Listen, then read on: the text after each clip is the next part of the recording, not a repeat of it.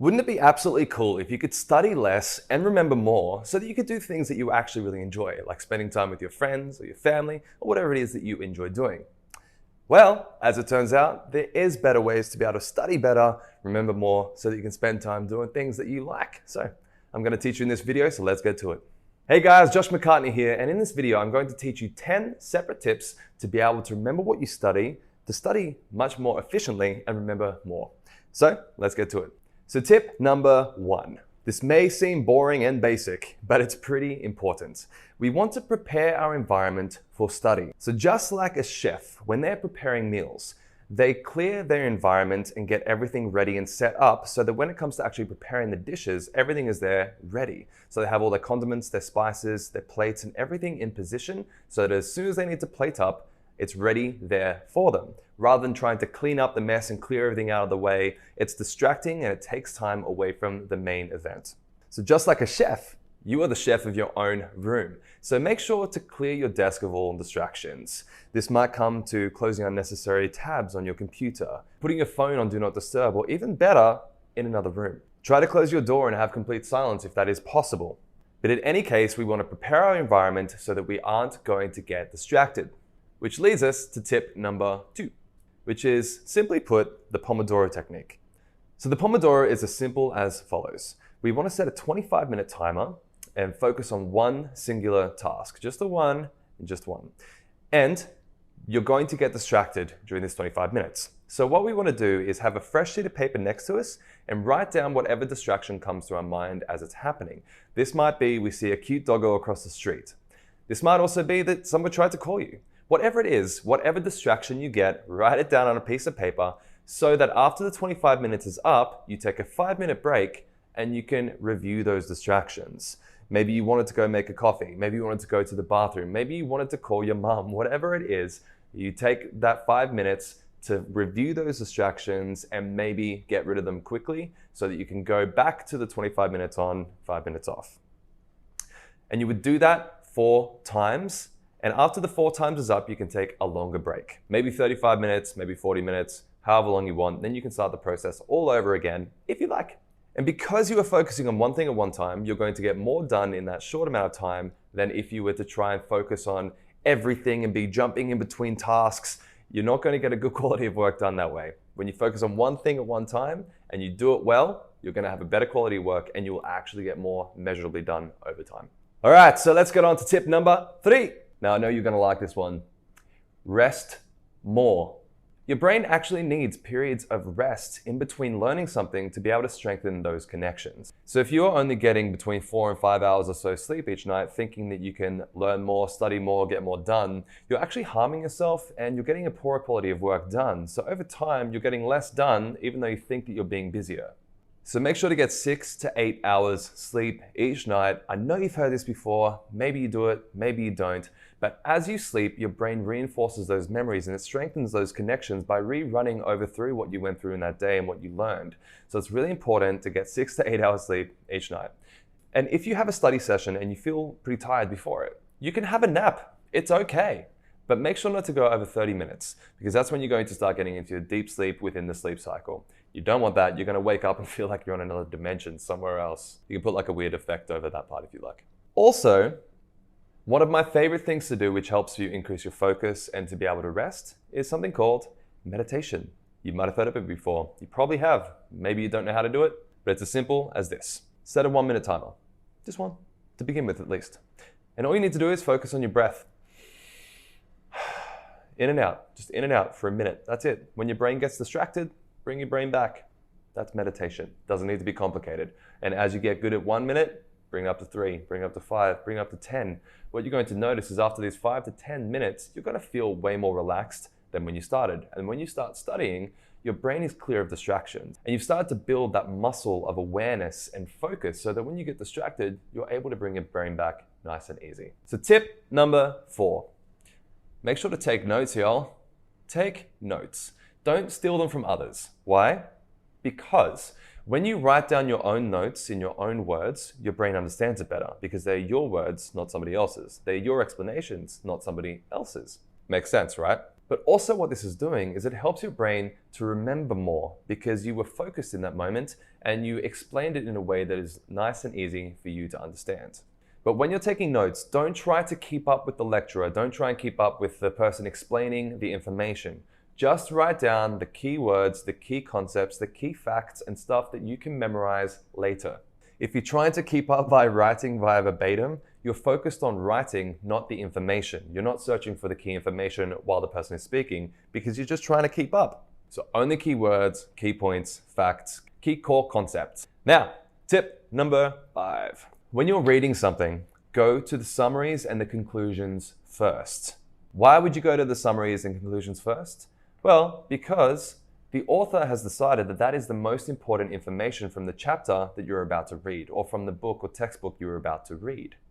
So if you start your session with trying to understand what information you were looking for, while you're going through, your brain is automatically focused on finding that information. It's filtered towards that information. For example, find the color blue right now.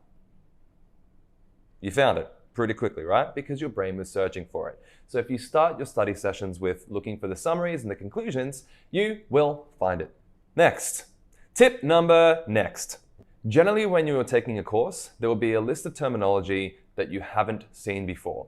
So make sure to go through and familiarize yourself with that new terminology in the glossary, the index, wherever it might be, and try to learn those terms. Because as you start to read something new and you're trying to listen to somebody speaking about a new concept, if you don't know the terminology they use, you will get lost. You won't understand what's going on and you will start to get overwhelmed and stressed out. So make sure first to learn the new terminology so that as they're going through the content, you're like, oh, I know that word. I've seen that before. Cool. Gotcha. Let's go on. Number 7, and this is one of my favorites, pretend.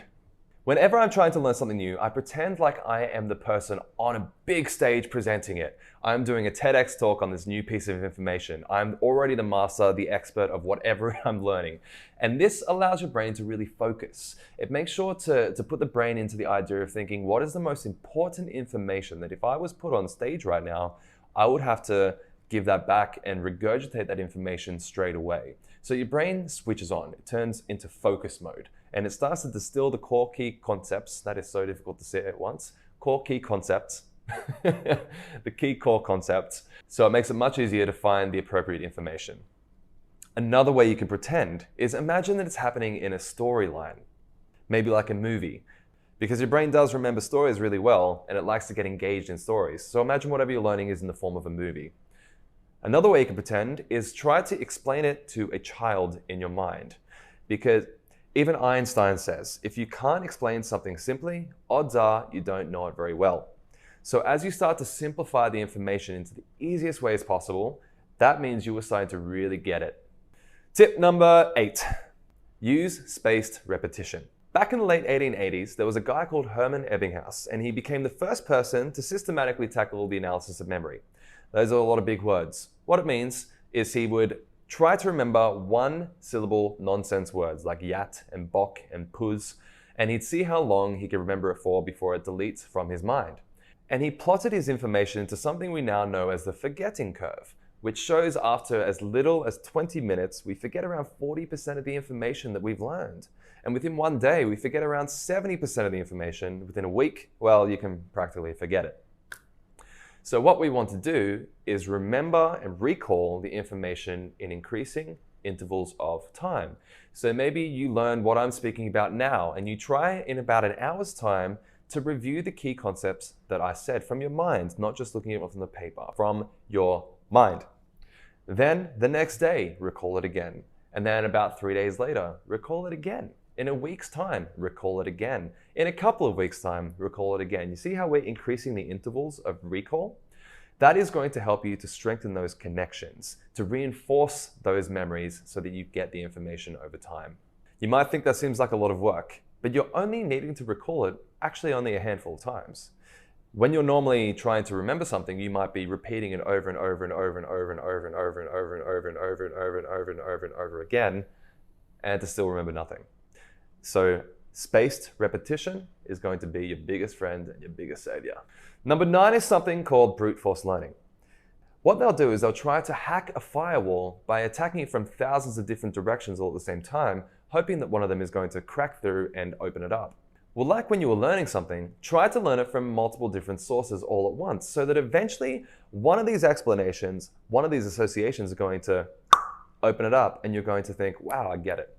You're going to have one of those aha moments where you think, wow, I get it now, finally. So that might mean learning it from different podcasts. Find another expert or teacher to give you more explanations. Read a different book. Find different studies or research papers on the given subject. Over time, as you are creating so many new different associations, you're going to have a really well-rounded understanding of whatever content is you're trying to learn. And number 10, which is actually my favorite, is the memory palace technique. Now, you've probably heard of it before, probably have heard me speak about it before, hopefully. If not, I'll give you a quick little understanding of what it is. This is one of the techniques that I use to learn 600 words of Spanish in a week, or to be able to learn any new course in a fraction of the amount of time. And it is as simple as follows. We use a place that we're familiar with. Generally start off with your own home. So you want to start in the first room of your house, in the entranceway. Maybe it might be your lounge room, maybe it might be a living room, maybe it might be a kitchen, wherever it is, the entranceway. And you want to go around in a circle and label 5 large pieces of furniture or large objects. 1, 2, 3, 4, 5. That might be a couch, coffee table, television, mirror, and a painting. And you would label them 1, 2, 3, 4, 5. Then you can go to the next room in your house and go again in a circle, 6, 7, 8, 9, 10. Okay, large pieces of furniture, maybe the bed, bedside table, cabinet, cupboard, dressing table, whatever you got in your room. I don't know what's in your room. I haven't been there personally. Then you can use the next room, 11, 12, 13, 14, 15, so on and so forth. And as we are learning new information, we want to anchor it to those locations. So imagine we're trying to learn the elements of the periodic table. Let's say you're going with hydrogen from the periodic table. Well, hydrogen, what does it sound like? It sounds like hydration. Okay, what do you want to do when you hydrate? You want to drink water, right? So let's imagine in the first position of our memory palace, let's say for me it's my window over here. The first location, we're having water because you want to drink water when you're dehydrated, so you want to hydrate by drinking water. But imagine it's a waterfall and water is just falling and pouring all over the window and you can see maybe rain outside. There's just a lot of water happening out there because of hydration, hydrogen. Okay, cool. The next one is going to be helium because that's the second one on the periodic table. Well, helium nowadays, when you fill a balloon and it rises, it's filled with helium, okay? So imagine my second location in my memory palace is my iPad. So imagine a balloon and the string is wrapping around my iPad and it pulls it up into the sky and it explodes into the air everywhere and my iPad rather, falls back down and just crashes and breaks. It's been a sad day so far. And then the third one on the periodic table is lithium. Well, all days nowadays, lithium is a lot of the time in batteries. Most of our batteries are made from lithium. So imagine this is position number 3 on a memory palace, and we just have batteries all over the table, just everywhere. And maybe we try to walk on the table and we slip over and fall over the batteries. Or maybe there's a big battery in the center of the table and it explodes because it got too hot. Whatever it is, make it crazy. Make these pictures weird and vivid and actionable, emotional. Make sure to engage your senses. Make sure you can touch it. You can hear the balloon exploding. You can touch the water, maybe drink the water. Because as you engage your senses, it plugs you into your imagination. And as you're plugged into your imagination, you can remember a lot better. So let's go back through them really quickly. Number 1, we have prepare your environment for study, clear it from distractions. Number 2, we have the Pomodoro technique, 25 minutes on, 5 minutes off. If you get distracted, write it down on a piece of paper, do that 4 times. Number 3, your favorite, rest more. I'm giving you permission to sleep. All right, or meditate, whatever you like. I like meditation. Number 4, make sure to take some notes in your words, not somebody else's, okay? Key words, key concepts. That's Number 5, make sure to go through the summaries and the conclusions of whatever chapter it is you're trying to read because that is the most important information to tell your brain to look for while you're reading. Next one, number 6, make sure to go through new terminology, get familiar with it so that when people are speaking, you're not confused about what they're talking about, okay? Number 7, we have pretend. Pretend like you are on stage giving a speech and you are the expert on this new information.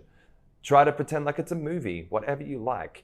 Pretend like you were teaching it to a child because the more simple you make it, the better it is for you to understand it. Number 8, use spaced repetition because if we don't repeat it in increasing intervals of time, odds are our brain's going to forget it. Even me as a memory coach, If I don't repeat information on increasing intervals of time, my brain says it's not important.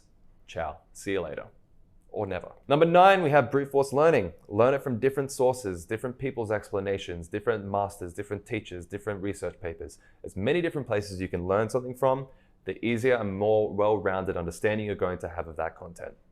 And my favorite, tip number 10, use the memory palace. We had the waterfall because it was hydration, okay? The second one was helium, lifting the iPad up into the sky and bursting, falling down, hydrogen, helium. And then the last one was lithium. The lithium battery is all over the table. Maybe the battery exploded. Engage your senses, engage your imagination. The weirder you make these pictures, the better it's going to be. So that's all I got for you. If this helps, make sure to share it to somebody who it might help with for them. And please make sure to comment below so I can get back to you. And if there's anything else you want to see on this channel, let us know. Until next time, have a great day, or night, or morning.